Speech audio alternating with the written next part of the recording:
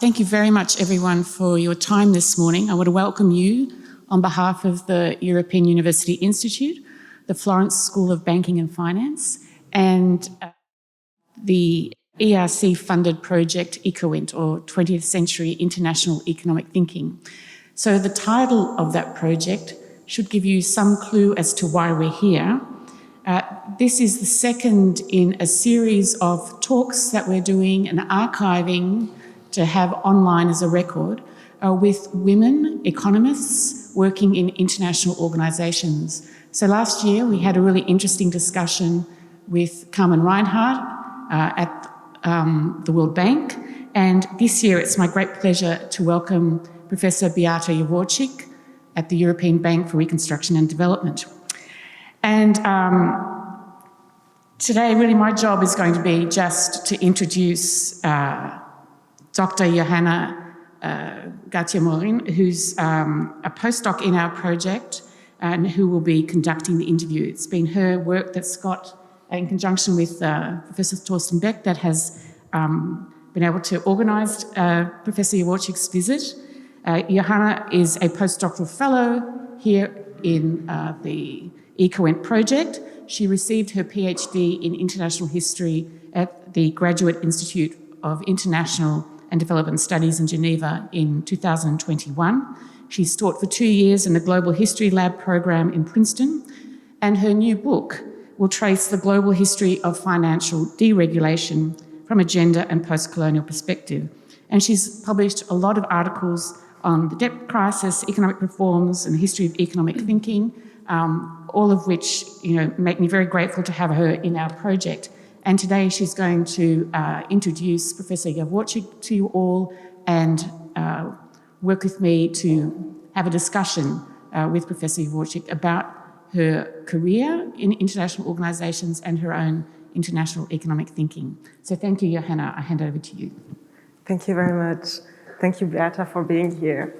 So Beata Javorcik, you are Chief Economist of the European Bank for Reconstruction and Development in London. And you're currently on leave from the University of Oxford, where you were the first woman to hold statutory professorship in economics. You're also a fellow at All Souls College at Oxford and the director of the International Trade Programme at the Centre for Economic Policy Research in London, which is an independent, non-partisan, pan-European non-profit organization. You're a member of the Scientific Advisory Committee at ERC Institute for Economic Research at the University of Munich, one of Germany's largest economic think tanks, as well as of the Executive and Supervisory Committee of the Economics Institute of the Czech Academy of Sciences. Before taking up your position at Oxford, you worked at the World Bank in Washington, D.C., where you focused on research, lending operations, and policy advice. And you hold a PhD in economics from Yale and a BA in economics from the University of Rochester. We're very honored to have you here today, and we were really afraid that you could not make it because of all the storms in Tuscany these days. And I would like to take advantage of your presence to get to know you, your journey, and your vision of contemporary geoeconomics a little bit better. In this interview, we will talk about your mission in the European Bank for Reconstruction and Development and the bank's role in tackling today's major climate, development, and geopolitical challenges. And then I will open the floor to questions from the public. But first, to begin, can you tell us more about yourself, how you came to study economics in the United States in the 1990s, and why you decided to specialize in international trade economics? Well, first of all, good morning, everyone, and thank you very much for being here, and thank you for the invitation. I'm honored to be here, and in particular in this very striking venue. So to your question, I first went to the US in 1988 as a high school exchange student. So remember, 1988, that is the time before the Berlin Wall came down. My hometown in Poland, Krakow, was a sister city of Rochester, New York. And there was an exchange program. 2 students every year could go and visit a US high school, and then the idea was that somebody from the US would come for a year, though that did not happen until many years later. And because the daughter of the city's mayor was in my high school got these 2 spots, and I went to the US with the 3rd cohort. And that's how my sort of adventure with the US started. I returned back for 1 year, finished my high school. But while I was in the US, I completely by accident came across a private foundation that sponsored foreign students, and they offered me a scholarship. So that's how I ended up getting my bachelor's degree at the University of Rochester. The foundation restricted the choices of recipients. They had to actually stay in the area. Now, why economics? This was a very exciting time. End of history, communists fell, democracies, market-based economics was what the system that has won. The question was, how do you transform centrally planned economies into market-based economies? So it was an exciting discipline. And because socialist and communist countries did not have well-developed economics as a discipline, simply because it was such a politicized field, it seemed like a very good area to study. And when I think about what I'm doing now, working for an institution whose original mandate was to take these centrally planned countries and help them transition to a market-based system, it very much echoes that feeling from back then. This is amazing, and I wonder if these discussions about the transition from planned economies to market economies was overwhelming in your economist cycles when you were studying in the US at that time. Was it something that was really, that people were conscious of? And do you remember if you had yourself a specific vision of where you and your cohorts were imagining these economies to, what point they were arriving to, or the different paths that they could have taken and that they maybe did not, or? Well, I think you give perhaps too much credit to me as a 19-year-old being a college student. So let me mention to you. So actually, undergrad studies were exciting because I was learning a lot of things about how markets work. That was something that was very different. When I was growing up,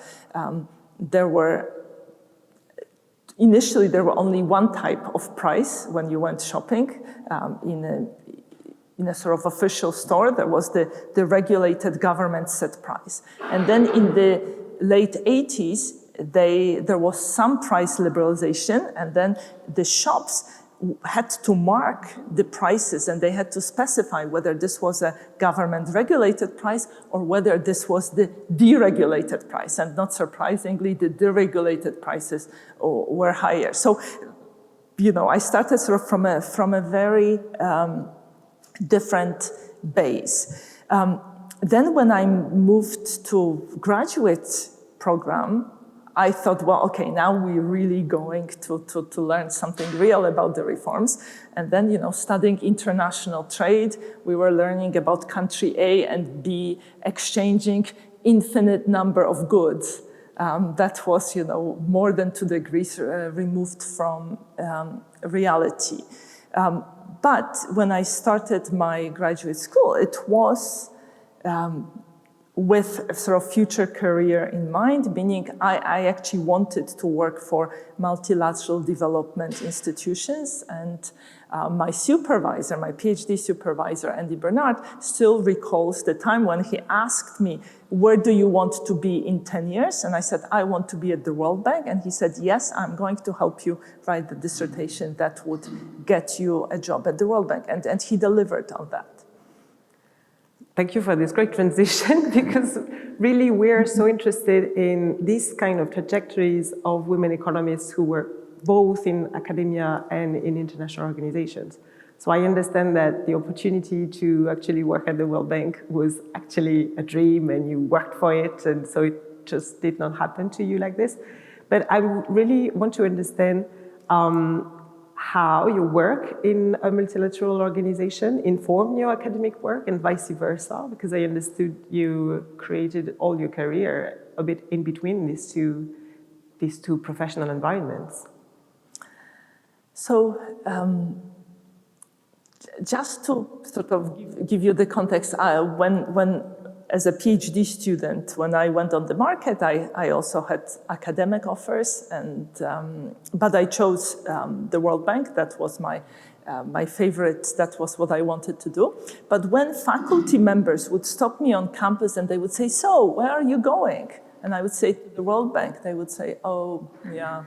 Yeah, and they were thinking, well, you prayed it, you crashed and bombed on the job market, and that was that, and that gives you a sense of how different the academic world is from the MDB world, right? In the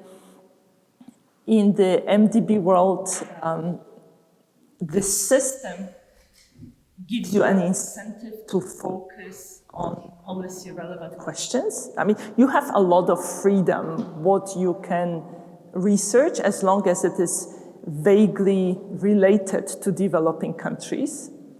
And I was fortunate enough to be in the research department of the World Bank. But you very early understand that there is a lot of premium on answering questions that are relevant to the institution, simply because you get a bit of an institutional glory. People are interested. People are always in a market for ideas. So if you can give them ideas that are relevant to their work, that they can sell to governments, that's always an advantage. These institutions, such as World Bank, help you collect a lot of data. There is very little premium and credit you get, at least in the economics profession, for data collection. Right? You're expected to have amazingly great data, but you get actually very little credit for data collection. And then there's always, a reality check. So if you are giving a seminar at the World Bank and you talk about a particular country or you use data from a particular country, chances are there always will be a few people in the room who know that country. And if you go terribly wrong with your assessment of what's happening in the country, they will point it out. And this reality check is extremely useful. And of course, there is also a lot of premium on empirical work. While, academic world values theory much more than empirics, academic world, the incentives are different. The incentives in academia are to publish well, and that means that relevance is not a criterion. And sadly, in my own discipline, subdiscipline, international trade, I think we have shifted to an equilibrium where, we have these beautiful models which we calibrate, and, we get some number, welfare goes up by 3%. But by necessity, these models cannot capture the complexity of the world. And for most policymakers, they are useless. It's a bit like poetry. They are beautiful, and every time you look at them, you see something different. But usefulness is not something that is being rewarded. Also in academia, at least in economics, there is a premium on answering questions very well, and that's a good thing. But that also means that you choose your questions depending on whether or not you can answer them well, right? And unkind people would say, for instance, that randomized control trial revolution that has swept through the field has shifted incentives, to give more and more precise answers, to less and less important questions, because these are the questions you can answer well.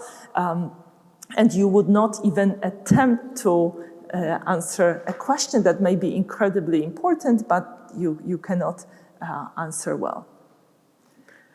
Well, that's amazing, and I want to drive a parallel with the work we're doing here with our ECOINT project as historians, because we seek to understand exactly that, how unique international organizations are in producing economic thinking compared to other spheres of economic knowledge production.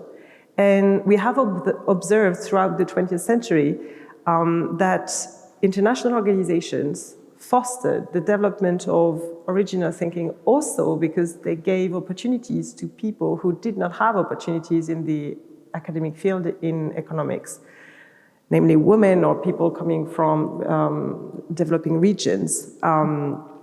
And because they could develop their own questions, or they could also, in their empirical work, ask questions a bit differently from the classical paradigms or concepts that are used in economics in academia.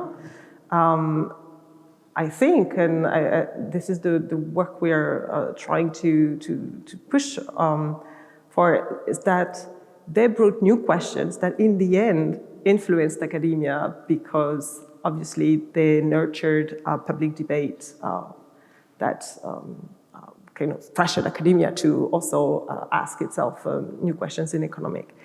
And we're going to maybe talk a bit more in details in the specific case of the EBRD, about a few examples, but also in general, also in the World Bank. I wonder if you perceive that, how you have new generations or new profiles of economists within international organizations that could push for new topics, new problems, new questions that you did not really encounter in academia.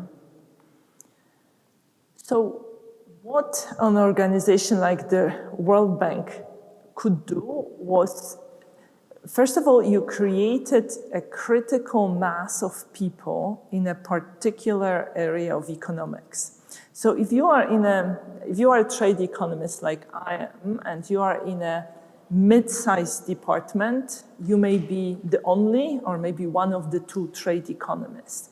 At the time when I was at the World Bank, we were, I think, probably 10 PhD trade economists.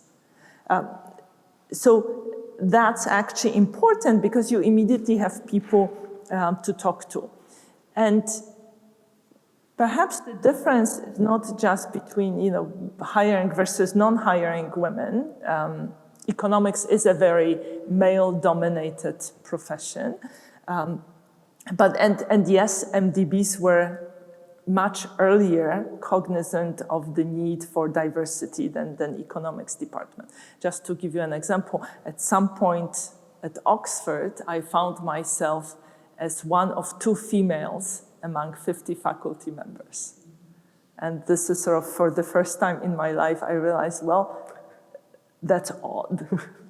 Right? And thankfully, the world has changed, and now we have many more women at Oxford, but in Oxford economics. But where MDBs make a difference is by giving people freedom to ask questions they want, questions they think are important, rather than questions that are fashionable in the profession. Right? And that they have the freedom to do that because they are not subject to tenure. Right? And they are not slaves to citations. And of course, there is premium within these institutions on publishing well. And the incentives are structured to publish well, but it's not a must. So the environment fosters more freedom. So you would ask questions that perhaps wouldn't be of interest, of immediate interest to most academics. I remember during my time there, there was a lot of interest in whether investment promotion agencies are effective as sort of tools of industrial policy. Now, answering that question is not easy because it's not random which countries sets up an investment promotion agency, how well this investment promotion agency works. So in order to answer that question well, it was ideal to have information on sectors that were considered as priority industries for each investment promotion agency. And then one could use the data to isolate the effect of activities of those agencies from everything else that was happening in the country by simply looking whether the sectors that were subject to increased efforts were getting more investment than other sectors. And that allowed you to econometrically take out a lot of confounding effects. But in order to answer such a question, you had to collect that information. And that was not easy because it's something that required contacting these agencies one at a time and having many conversations with them. So that's an example of a question you could ask there. Do you remember specific stories of data collection that was complicated because maybe people needed to create collaborations on the ground, or? So I remember, one of my first missions at the World Bank was to Lithuania. So I was in Vilnius. So, right now we have access to enormous wealth of data. So the seminar I'm giving later today is based on data where I can see connections between all firms in Turkey. I can see transactions between them. In the, 20 years ago, we were struggling to get firm-level data. So I remember being in Vilnius, and this was a World Bank mission, and my task was to say something about firm performance and particularly firms' involvement in international trade, in FDI. And with my colleagues, we had these repeated conversations. Could you please give us access to your firm-level data? And the statistical office was incredibly resistant, and it took, 4 meetings to get the data. And what we realized, by meeting 3 was they were worried that we were going to recalculate their GDP statistics. And that's why they didn't want to release the data. But once we assured them that that was not our purpose, we got the data. And that was, that allowed me to look at a question that wasn't controversial at the time, namely the question whether FDI was bringing knowledge to recipient countries.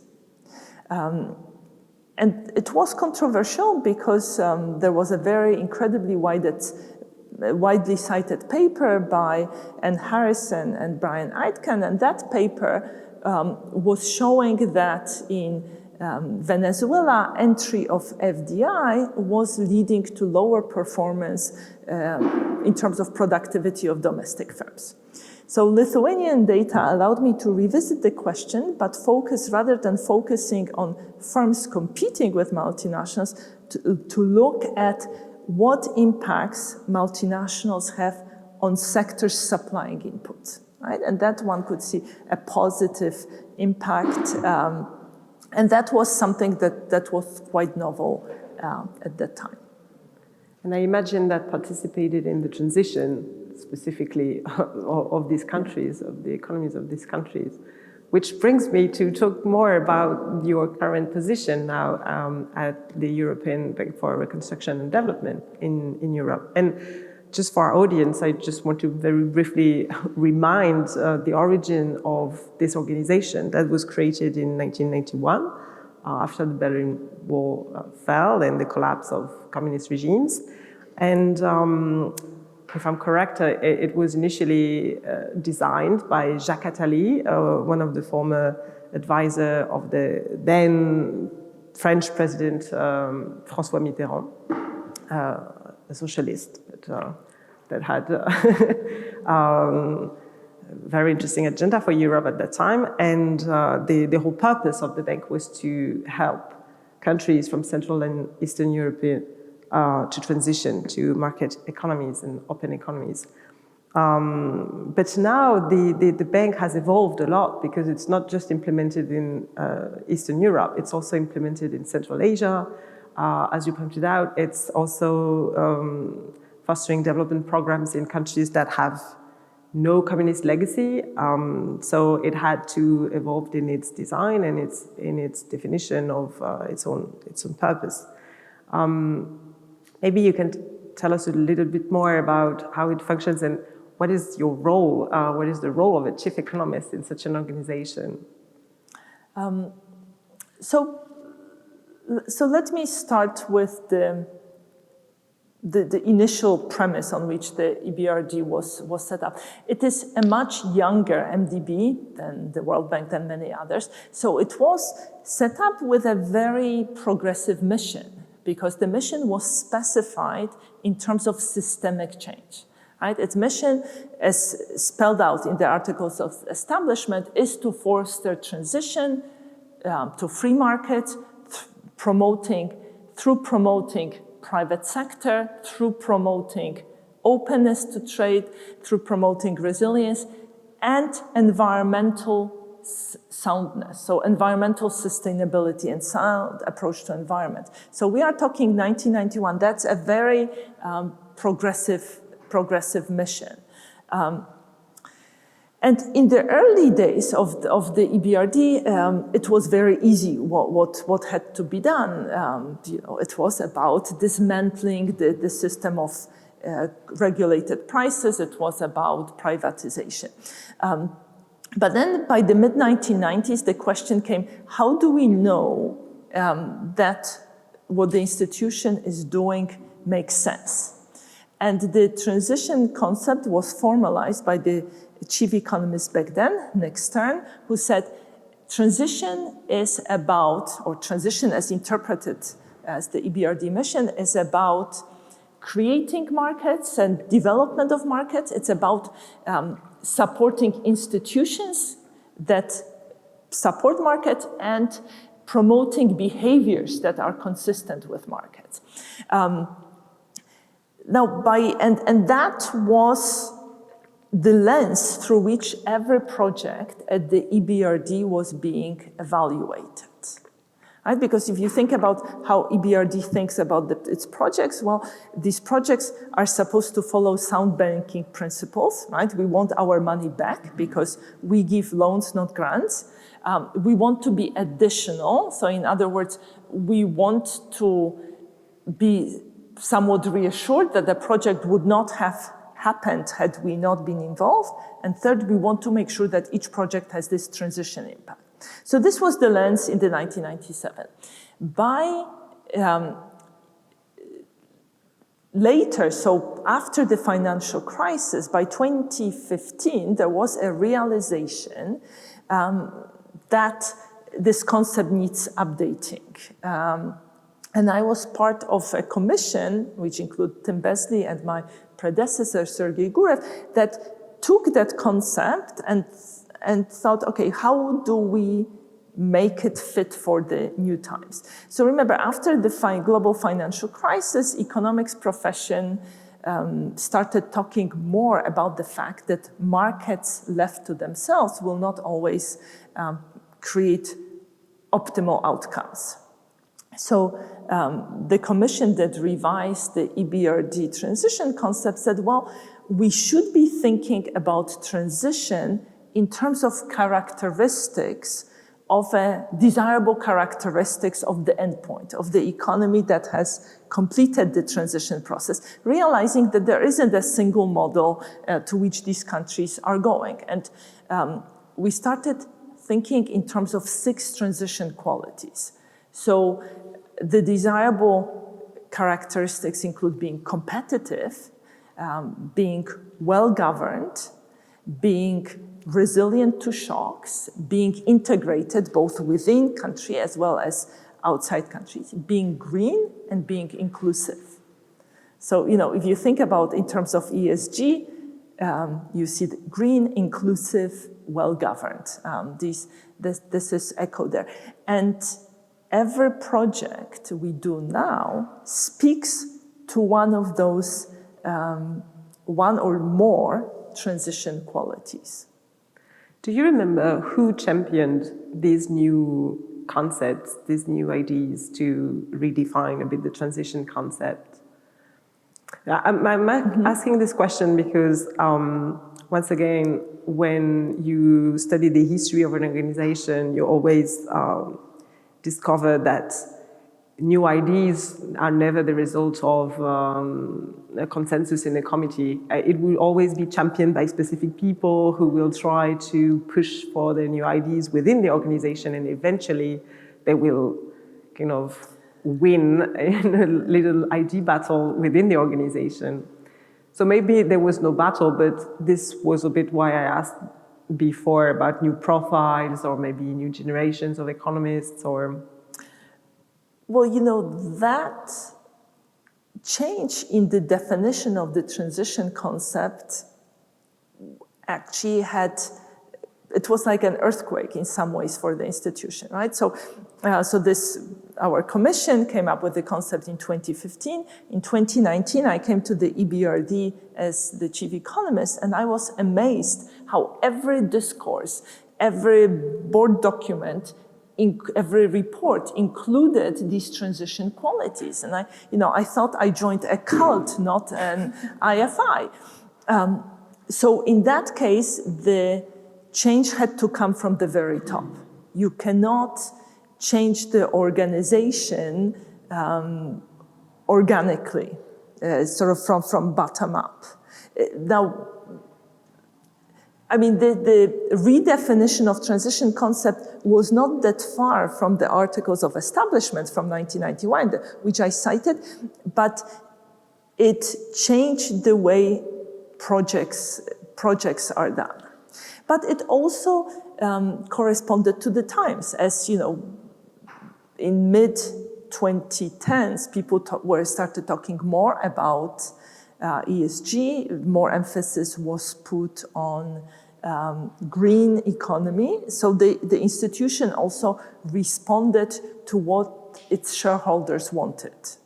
If I could ask a follow-up question, this is so interesting. I mean, to what extent does the European part of the bank then retain its relevance? Is it as a touch point for certain kinds of agendas, or because in the transition, you not only change mission, but also I think over the years, the stakeholders, and not only the objects of funding or the locations of funding have broadened beyond Europe, but also the stakeholders are not European, right? They're from all over the world. And so what is the European component, do you think, now of this bank? So we are a multilateral development institution. We have 71 shareholding countries, also EU as a whole, as a shareholder, and the European Investment Bank. More than 50% of shares belong to the European Union countries or institutions, right? But of course, US and Japan are also, Canada are also significant shareholders. So in a sense, what we do is a function of what our shareholders want us to do and of their preferred policies and areas where they would like to see more MDB involvement. And do you see any relationship between and across banks like the World Bank and the EBRD in terms of noticing what the other is doing? And if you're both identified as multilateral institutions? So the big difference between us and the World Bank is that the World Bank lends to governments, while in our case, 3/4 of lending goes directly to private sector. Right? So we are most similar to the International Finance Corporation, which is part of the World Bank group. Now, because we focus on private sector lending, we, for instance, are not active in health or education, right? Two areas where the World Bank itself is very active. Because we originally focused on post-communist countries, privatization is something that has been very important to us, or management or governance of state-owned enterprises, because still in many countries, if you look at post-communist countries, they still tend to have a higher share of employment in public sector than countries of similar income levels. So it's a much more important issue to us. But then there are these big sort of areas where there is a lot of interest in getting MDBs involved. Some MDBs are more nimble than others. Their actions are also a reflection of shareholding. So if you think about the World Bank came to climate issues much later. We, a few years ago, already set a target of 50% of our lending being directed to green economy. So in a sense, we thought about this somewhat earlier, reflecting greater interest in that area within Europe.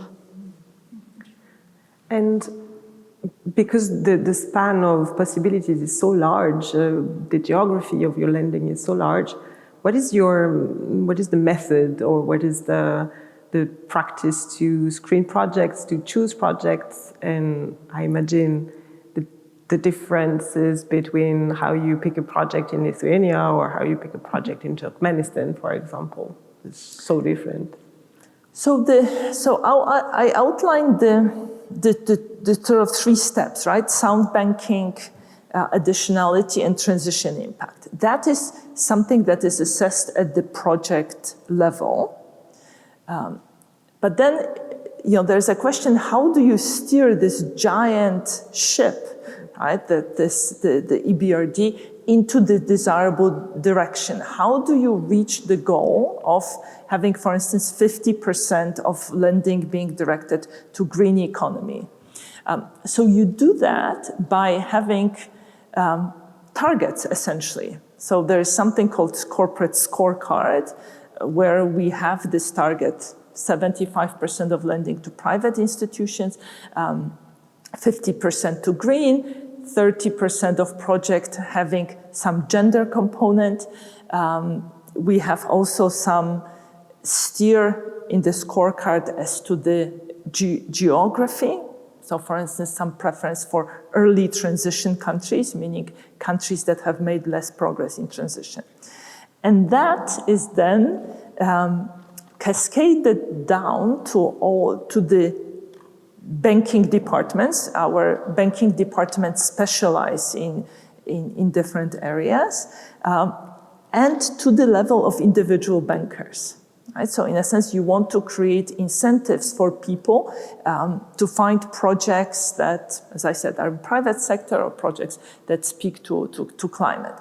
And that works, right? And we are opportunistic in a sense that we need to have a client that is interested in working with us. And we are not the easiest institution to work with because we have very high standards, right? So we require a lot of information from our clients,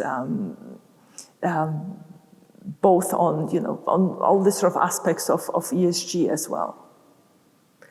And if I may ask a very broad question, but what do you think is the ideal, the horizon that you're pursuing there? Is it to push all countries to kind of catch up and close the gap with the most developed open market economies? Or what is the big vision behind all this work? So the big vision is that we want to improve people's lives by promoting systemic change, right? So we are not about alleviating poverty. We are not about creating jobs. We are about systemic change. So in other words, pushing these countries on a better trajectory where they would be able to grow and at the end of the day improves people's lives, right? So what we do is, now it's not only about projects, it's also about policy dialogue. And policy dialogue is needed to unlock some opportunities for projects. So, if you think about green economy, you want to promote production of renewables. But if you want private sector to invest in renewables, you need to have the legal framework that would guide, how renewable energy is supplied into the grid. So we work with governments to create such frameworks, for instance. It's about mobilizing private investments. When we invest, we often invest with private investors from advanced economies because we serve as a seal of approval, right? So it's about sort of putting countries on a better trajectory. And their problems and challenges differ. In some countries, it may be the still large state-owned sector. In some countries, it may be aging populations. In some countries, it may be high dependence on fossil fuels. So these countries are different, but the objective is tailored to the local needs. And there is one country, and we are obviously not going to cover the whole topic right now, but there is one country that is going through a very specific situation, which is Ukraine, and the EBRD is very involved in supporting the Ukrainian economy. So maybe without going into the length of all the activities you're doing there, I'm interested in understanding what kind of reconstruction the EBRD is imagining for Ukraine, and how the work you're doing right now in Ukraine is supporting the vision of the after economy, if I may ask this question, or maybe this is too early to talk about this, I don't know, but what is the vision of the chief economist on that? So, everybody agrees that the process of reconstruction of Ukraine is about building back better, right? So everybody agrees with that. But, before we get to the reconstruction phase, we need to help Ukraine function now, right? And so what we so far between last year and 2 years and this year, we've deployed 3 billion euros in Ukraine. We were the first MDB that took a lot of risk on our books, partially thanks to guarantees. So we took half of the risk on our books, half was guaranteed by shareholding countries. Initially, our priority was emergency financing. So, financing emergency purchases of gas when Ukraine was cut off from Russian supplies. Then, as winter rolled in, we financed emergency repairs of infrastructure after infrastructure was bombed. We continue doing that. We continue working, supporting the energy sector. We support international trade transactions, so import and export through trade finance instruments. We have been helping with building solidarity lanes that would help take grain out of Ukraine. We support agribusiness.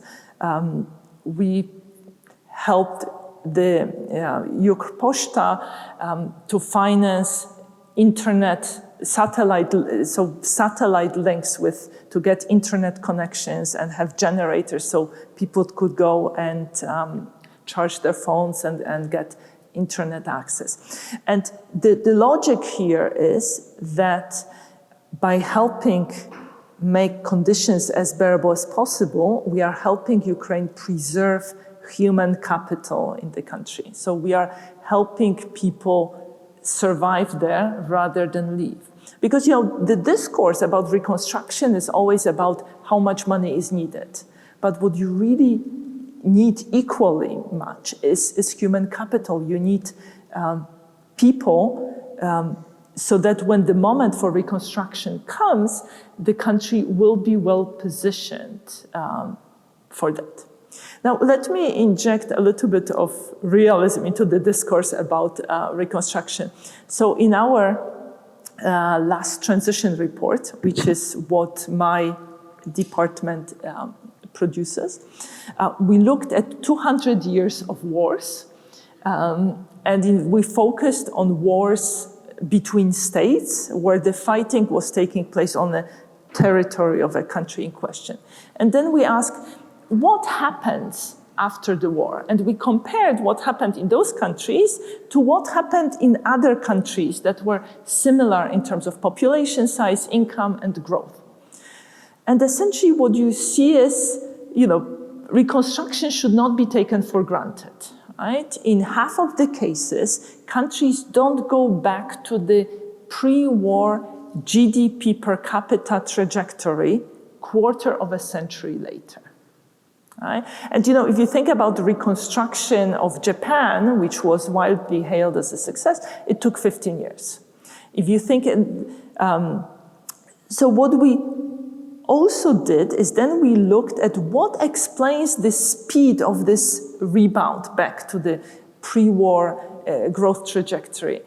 And what we saw was that external financing explains only, so ability of funding, I shouldn't say external, ability of funding explains only 10% of variation in how long the reconstruction takes. There are many other things that are important. And, think about Afghanistan, where the US poured $120 billion. Think about Iraq, where $1 billion. Iraq, where I think $225 billion were poured. Reconstruction in these two places did not succeed. So you need something else. Institutions are one of the key components. So even now, when we talk to Ukrainian authorities, we try to support them in institutional reform.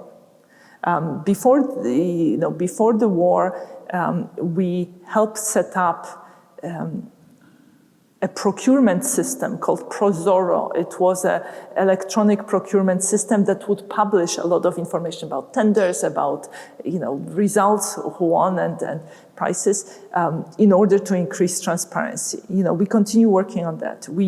Before the war, we had a program on Ukrainian institutional infrastructure where we placed Western educated Ukrainians in various ministries. So we try to continue with that because the institutional part is equally important as financing. But of course, when the time comes, we are ready to invest a lot in Ukraine, and our board, in order to support us in that, has agreed to a capital increase, and that is currently going through the motions. Amazing, thank you. I think I could ask you questions for the whole day, but I want to open the floor to questions from the public before we do. I can go around with the mic and pick it up if there are any questions.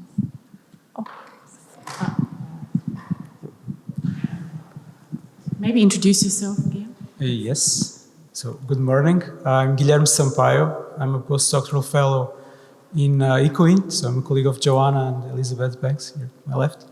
One of the things we're very interested in the project is actually the UN and the regional economic commissions of the UN, like Europe, the European one, which actually was founded, the idea of fostering development, and in economic cooperation between West and East. So my question would be simply if you could tell us more about the relations you maintain with the UN at large and with the regional economic commissions. Thank you very much.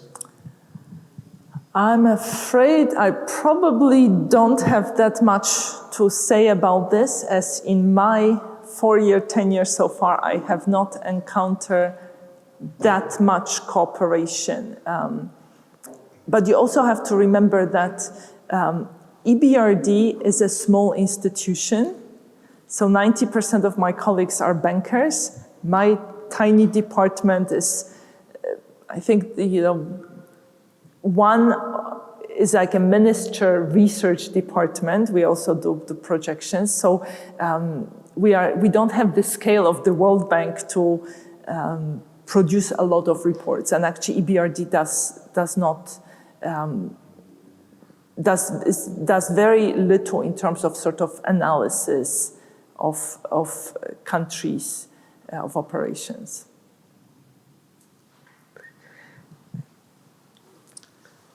Yeah, hi, Beata, thank you so much. This is really terrific.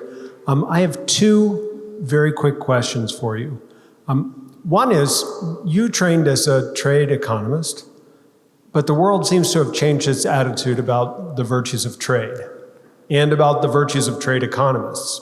So I wonder if you would reflect on that. Do you think that the world has just missed the plot, or do you think that there is something that we didn't understand about trade that we know better now? That would be the first question. And the second question is, if you were to advise someone who wanted to go into a future in multilateral development banks, what would you recommend they study at the doctoral level? Okay. Well, let me start with the second question.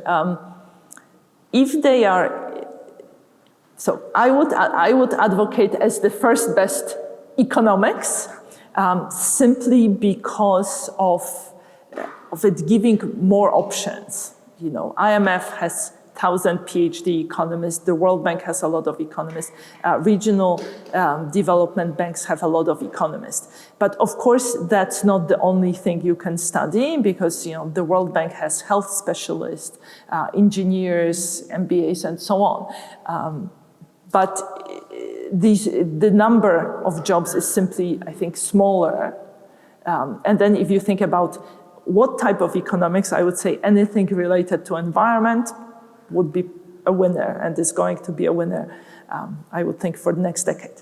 Now, on the globalization question, I don't think that the profession has missed the plot. I think the world has changed, right? I was talking about the end of history. Now we have return of history, right? We find ourselves in a world where geopolitics trumps economic considerations. And I'm afraid that we are on a path to fragmentation. If you think about Trump trade war, when Europe increased tariffs on China, and these were substantial tariffs, right, 20, 25%. This was perceived in Europe as an aberration, right, as something that was specific to Trump administration. The administration changed, tariff stayed. If there is one thing that two parties on Capitol Hill agree on, is their stance on China. There are other pieces of legislation. Think about the US CHIPS Act, which limits transfer of technology from the US to China. China responded to that by restricting exports of germanium and gallium to metals or minerals, of which China controls more than 90% of production. Right, and 2 weeks ago, China slapped export restrictions on graphite, another critical mineral. Now, what we see happening now is Europe picking up the same narrative, and you hear a lot of conversations in Brussels and in Berlin about Europe following US's lead in restricting technology flows to China, screening investments, going outward investment, inward investment.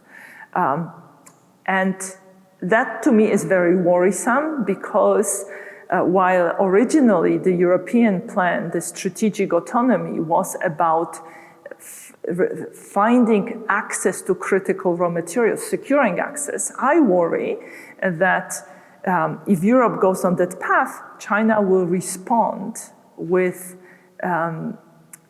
more export restrictions.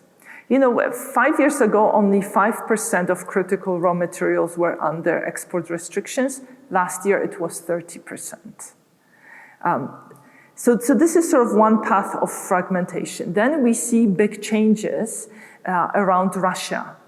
So Europe and the US saw a dramatic decline in exports to Russia. That was by design due to sanctions. Some of that export is being rerouted via Central Asia and Caucasus, but in terms of volumes, it's a just small part of what used to happen.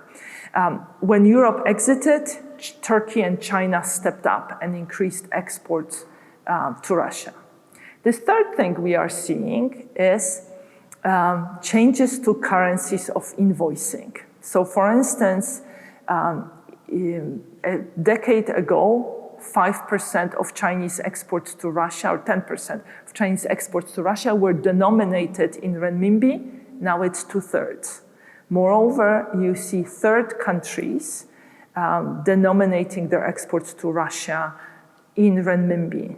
And these are particularly countries that are not party to sanctions, countries that have swap lines with People's Bank of China. So while the dominance of the US dollar has made sanctions more effective, sanctions may in the long run lead to undermining of the dominance. So we see big changes globally in terms of patterns of trade and other aspects of globalization.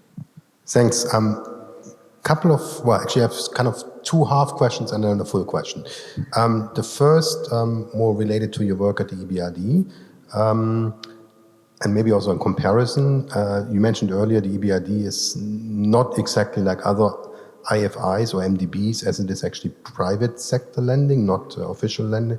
And you mentioned 95% or so are bankers of the staff, or 90%. Does that make a difference in the work environment? World Bank, EBRD. And of course, I understand that when you were at the World Bank, or when we were at the World Bank, of course, we were at a much more junior level than you are now at the EBRD. But so I would be interested in kind of knowing how you compare these work environments. And number two, also related to EBRD, so there is this current kind of expansion towards North Africa, outside the traditional kind of geography of the EBRD. Will that change the approach, the kind of the objectives or the work environment in the EBRD? So these are kind of the more work-related questions. And then the kind of more personal question I have is, if you could talk to your younger self 24 years ago? Yes, 24 years ago, when you joined the Young Professional Program at the World Bank, what would you like to have known back then that you know now about World Bank, EBRD, about the work and career, but also influence, impact, and so on? Thanks. Well, all excellent questions. How are the two institutions different? So for those of you who know the World Bank, yes, EBRD is like IFC. So it's really about lending, it's about projects, it's not about writing reports. Right? So at the World Bank, there are lots of, the small army of people writing various reports, poverty reduction strategies, various types, public expenditure reviews, various types of analysis.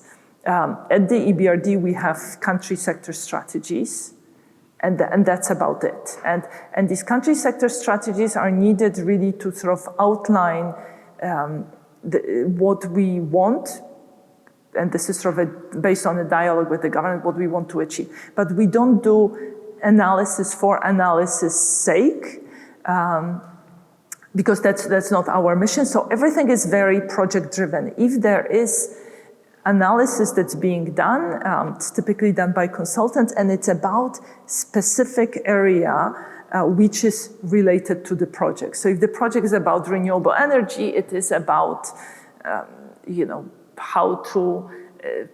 how to adjust the legal framework in a way that's needed. Similar, it's about, issuing a new type of financial instrument. It's about how, again, the legal framework needs to change so that instrument would be allowed.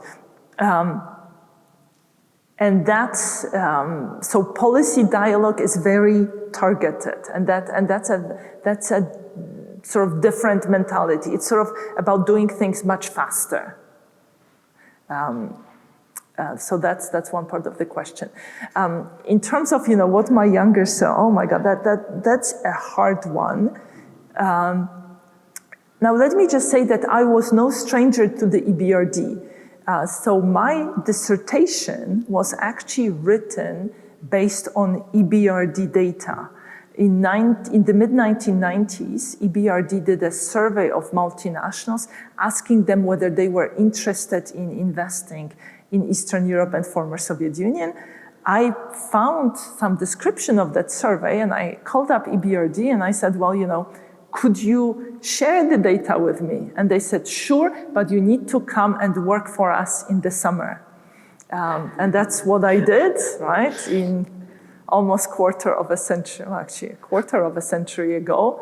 And then, later I found myself in the same department, on the same floor, right, as the chief economist. So I felt like, I'm back to where I started.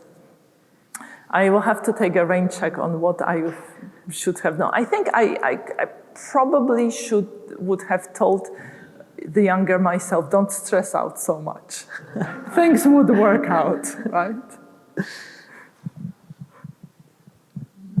Thank you. Yes, you just mentioned that you don't do analysis for the sake of analysis at the EBRD. However, you mentioned that study of 200 years of wars and reconstructions after wars. So a couple of questions about that, which I'm quite intrigued. It's very interesting. Was that for analysis for the sake of analysis? Does it guide you when you're involved into financing projects for reconstruction? And then that might be too much time, but I imagine you've disaggregated. I mean, you've said 25 years to come back to GDP before war, but I suppose there are huge differences between periods, between countries, level of development, the length of war, et cetera, et cetera, et cetera. So can you just say a little bit more about the status of this study and maybe how it's used and a word about the results? So thank you very much for that question. So we don't do analysis for the sake of analysis. We try, but there's one exception, right? And not quite. So that exception is our transition report. This is an annual, this is our answer to the World Development Report, done with a much smaller budget, much smaller team. It's a big glossy report which we put out every year. It is done by my department, and just to give you a sense of magnitude, we are 20 people, including the budget person, assistants, research assistants. So we are a very, very small team. So every year we produce a report that tries to inform thinking in our countries of operations as well as within the institution. Last year, because of the war on Ukraine, we wanted to contribute to the internal or external debate on reconstruction. And we thought, what can we do? Well, we can look at the data. So that was the reason for that. And in a sense, the big conclusion that, maybe an obvious conclusion that emerged from that was, money is not everything, right? Because remember, very early on, there were all these conferences on rebuilding Ukraine, and figures that were floating were enormous. The first conference floated the figure of 750 billion. That was the figure Ukrainian authorities came with. So another example, so that report as well looked at reshaping of global value chain last year. We also did an exercise, what if the world were to break into two blocks along the lines of UN voting, condemning the attack on Ukraine. And these two blocks would see an increase in trade costs on the order of 20%, right? What would happen? Well, any trade economists know what would happen. Everybody would lose, pretty much.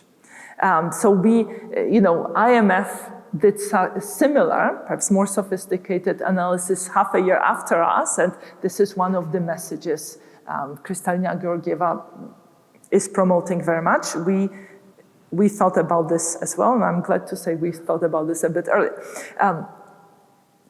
3 years before, so during COVID, we had a report entitled "The State Strikes Back," right? Because we saw sort of increased role of the state during the pandemic.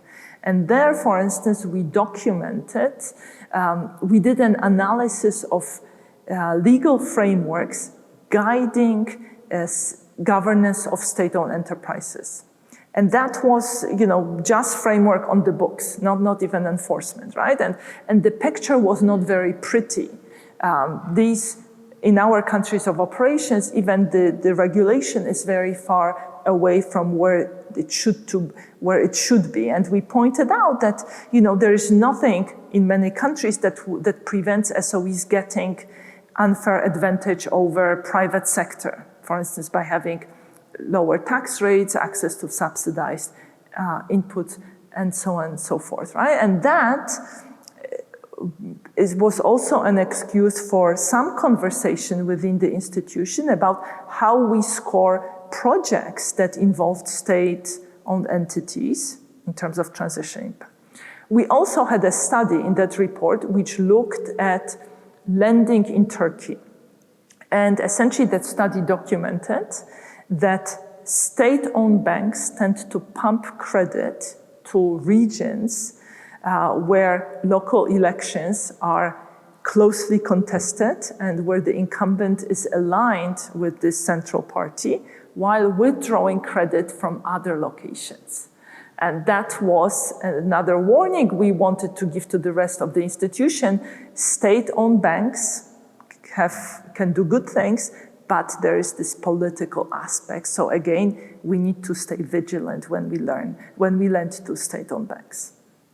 Hello, yeah, it works. Thank you so much for sharing your experience today. It's been really interesting to hear all your thoughts. And I have a question hoping to maybe pick your brain a bit more as it concerns your experience and thoughts. My name is Emma and I'm a second year PhD researcher within history. So I'm a very more junior researcher starting out my academic journey. My research topic is Swedish development aid from the 1960s to the early 1990s, so just the sort of the advent of the EBRD. And I was wondering, based on your experience, if you could share some thoughts on actually something that I grapple with within my sources, which is the discourse or sort of the schools of thoughts that concern within development the employment of credit versus the employment of grants. And I was wondering, based on your perspective and your experience, if you could share what you believe are the benefits or indeed the disadvantages of engaging in credit within the way, as you were saying, the EBRD is engaged in giving loans, so credit, rather than grants, versus this alternative school of thought that sort of has been existing over the last 60 years of the employment of development aid or development through grants. Thank you. So let me tell you a bit more. So I'm not sure I have a view on on the big question. There's always the fiscal sustainability angle. There is always the angle of incentives, right? There is a third way, and this is what we also do, which is called blended finance. So we lend, but the interest rate is lower than what we would normally lend at. And this is needed as a sweetener when you ask the recipient to do a lot, right? And of course, one needs to have a framework within an institution that somehow puts limits on blended finance, right? Because otherwise, if you think about bankers, right, from an incentive of an individual banker, it's great to lower the interest rate. So you need to have some sort of a framework that prevents from happening. Now, why do you need sometimes also blended finance? Is we are very tough as a lending institution. We ask a lot of our customers, of our clients. We ask a lot in terms of ESG. And most of our projects are not using blended finance, but sometimes if you are asking somebody to have to follow the best standard there is, for instance, environmentally or environmental monitoring, that project may incur higher costs than their competitors, right? That's sort of one example that comes to my mind. So you need to create the right incentives for recipients to want to go to the higher standards. But this is at the level of sort of projects done with firms, right? So sort of in private sector.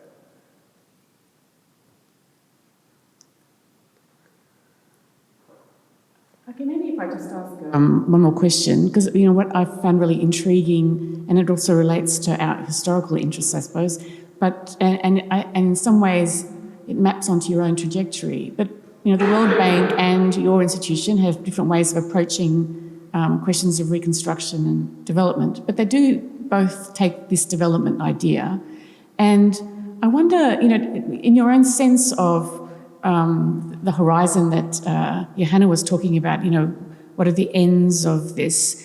Given the kind of range of countries that you lend, businesses in countries that you lend to, is there, do you think, a very distinctive or changing idea of development that's emerging that's not actually economic but more political? Because you do have now in your transition document, one of the conditions is that the money is tied in some way to multi-party democracy, for example. So that is a political objective. Is it something that defines the idea of development of the EBRD and makes it different or similar to other multilateral institutions?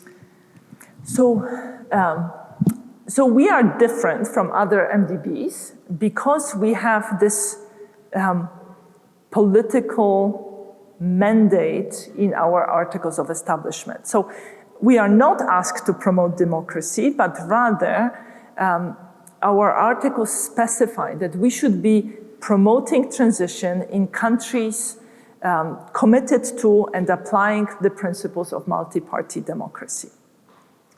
Now, the way we think about this is that promoting development of private sector can contribute to greater democratization. And that can work through three channels. The first one is if a large share of your population is employed in public sector, right? And that's 7 percentage points higher in our countries than in others, post-communist countries, then it's easy to control people. Now, if you go back to the contested elections in Belarus, I think it was 2019, if I remember correctly, very easy to control people if 75% of employment is in public sector, right? So by promoting private sector development, we are making it harder for governments to directly control people through employment. Also, if you promote private sector markets serve as a check on government, right? Even authoritarian governments are subject to market forces. You know, think about bond markets, you know, interest rates, exchange rates, and so on. They cannot, it's very hard to completely isolate yourself. So by promoting development of various markets within the country, we are also increasing, in a sense, checks on governments. And third is private sector development gives a way of, you know, it promotes growth, higher incomes, and higher incomes mean that people can travel, have access to other information that informs people. They think about, you know, if you live hand to mouth, you have very little bandwidth to think about something other than basic needs.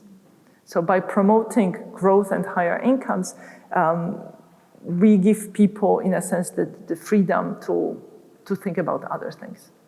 Okay, so I think we've given you a very hard time with lots of questions, and it's so interesting to find out more about the world in which you live and institutions that you've, you know, been able to build your career around and also contribute to in major ways. So thank you very much for coming here today to be with us, Beata.